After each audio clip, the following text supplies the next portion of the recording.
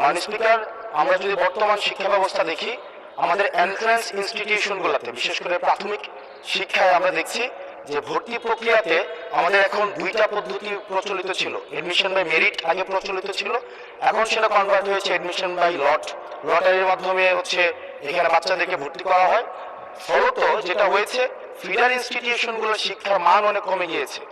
যার ফলে tertiary education আমরা কোয়ালিটি সম্পন্ন ছাত্র আমরা বিশ্ববিদ্যালয়গুলোতে আমরা পাঠাতে পারি না। এখন মাননীয় মন্ত্রী মহোদয়ের কাছে আমার প্রশ্ন থাকবে, এই যে প্রাইমারি স্কুলে বাচ্চাদেরকে ভর্তি করানোর ক্ষেত্রে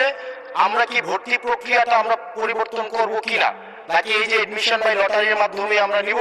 এবং মেরিটকে আমরা সবসময় দমায় রাখবো, নাম্বার ওয়ান। আর নাম্বার টু আমাদের বর্তমান শিক্ষা পদ্ধতিতে আমরা যদি দেখি, আমরা যারা পয়সা দিয়ে কিনতে পারে তারা এখন ইংরেজি মাধ্যমটা কিনছে, যারা পয়সা দিয়ে ইংরেজি মাধ্যম